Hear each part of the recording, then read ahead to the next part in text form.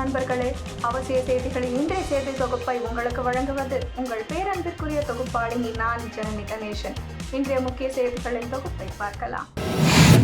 பாகிஸ்தான் விமானப்படைக்கு சொந்தமான F-16 போர் விமானம் உள்ளிட்ட 3 போர் விமானங்களை இந்திய வான் பாதுகாப்பு கவச அமைப்பு சுட்டு வீழ்த்தியதாக தகவல் வெளியாகியுள்ளது. பாகிஸ்தானின் சர்கோடா நகரில் இருந்து ஜம்மு நோக்கி வந்த F-16 போர் விமானம் சுட்டு வீழ்த்தப்பட்டது. அதேபோல் 2 JF-4 விமானங்களும் சுட்டு வீழ்த்தப்பட்டன.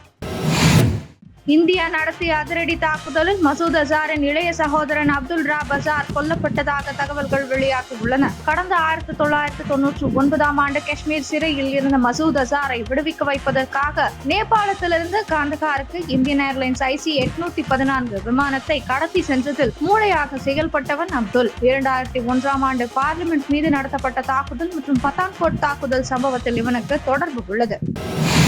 பாகிஸ்தானுக்கு $1.3 பில்லியன் கடனை வழங்குவது தொடர்பாக சர்வதேச நாணய நிதியம் IMF முக்கிய ஆலோசனை கூட்டம் நடத்த உள்ளது. முன்னதாக அந்த அமைப்பின் இந்திய இயக்குநராக இருந்த கிருஷ்ணமூர்த்தி சுப்பிரமணியன் நீக்கப்பட்டார். அவருக்கு பதில் பரமேஸ்வரன் ஐயர் நியமிக்கப்பட்டார். திடீரென நடந்த இந்த மாற்றம் பலரின் கவனத்தை ஈர்த்தது. பாகிஸ்தானுக்கு சர்வதேச நிதியம் அளிக்கும் கடனை தடுக்கும் முயற்சியாக இது இருக்கலாம் என கூறப்பட்டது. இந்நிலையில் டெல்லியில் நிருபர்களை சந்தித்த மத்திய வெளியுறவு செயலர் விக்ரம் மிஸ்ரியிடம் பாகிஸ்தானுக்கு IMF கடன் வழங்குவது குறித்து கேள்வி எழுப்பப்பட்டது. இதற்கு பதிலளித்த அவர், சர்வதேச நிதியத்தில் இந்தியாவிற்கு என செயல் இயக்குனர் உள்ளார். நாளை IMF கூட்டம் நடைபெற உள்ளது. இந்தியாவின் கருத்தை இந்திய செயல் இயக்குனர் எடுத்து வைப்பார். IMF முடிவு எப்படி இருக்கும் என்பது வேறு விஷயம். ஆனால் பாகிஸ்தானை மீட்க கடன் வழங்குபவர்களுக்கு அந்நாட்டின் அனைத்து தகவல்களும் தெளிவாக தெரியும் என நினைக்கிறேன் என்று கூறினார். பயங்கரவாதத்தின் 3 பெரிய முகங்களான மசூத் அசார், ஜெய்ஷ்-இ-முகமது, ஹபீஸ் சயீத், ஜமாத் உத்தவா, சையத் சலாவுதீன் உட்பட பல பெரிய பயங்கரவாத தளபதிகள் பாகிஸ்தான் ராணுவத்தின் 4 வெவ்வேறு தலைமையகங்களுக்கு மாற்றப்பட்டுள்ளனர்.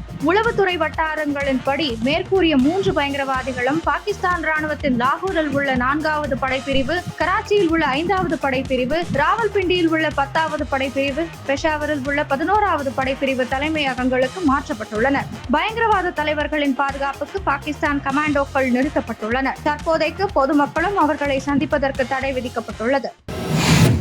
இந்தியா தாக்குதலில் கொல்லப்பட்ட அனைவரும் பயங்கரவாதிகள். அவர்களின் இறுதி சடங்கில் பாகிஸ்தான் ராணுவ அதிகாரிகள் பங்கேற்கின்றனர். அவர்களுக்கு அரசு மரியாதை அளிக்கப்படுகிறது என இந்தியா குற்றம் சாட்டியுள்ளது. மேலும் இந்திய தாக்குதலில் அப்பாவி மக்கள் கொல்லப்படவில்லை என திட்டவட்டமாக தெரிவித்துள்ளது. பாகிஸ்தான் சீரியல்கள் மற்றும் திரைப்படங்களை உடனடியாக நிறுத்த வேண்டும் என்று OTT தளங்களுக்கு மத்திய அரசு எச்சரிக்கை விடுத்துள்ளது.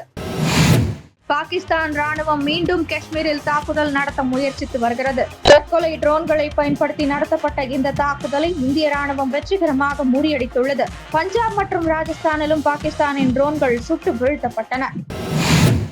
வாட்டிகனில் இன்று நடந்த கார்டினல்கள் ரகசிய வாக்கெடுப்பு கூட்டத்தில் புதிய போப் தேர்வு செய்யப்பட்டார். புகை கூண்டிலிருந்து வெள்ளை புகை வெளியேறியது. புதிய போப் குறித்து விவரங்கள் வெளியாகும் என எதிர்பார்க்கப்படுகிறது. தமிழக அமைச்சரவையில் இலாகா மாற்றம் செய்யப்பட்டுள்ளது.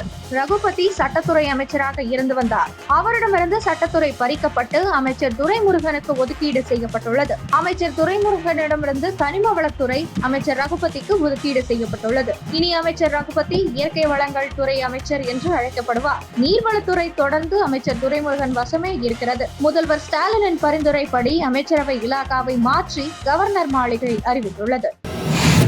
எங்கு பார்த்தாலும் கொலை, கொள்ளை, நாட்டில் என்ன நடக்கிறது என்று தெரியாமல் இருக்கிற ஒரே முதல்வர் ஸ்டாலின் தான் என அதிமுக பொதுச் செயலாளர் EPS விமர்சனம் செய்துள்ளார்.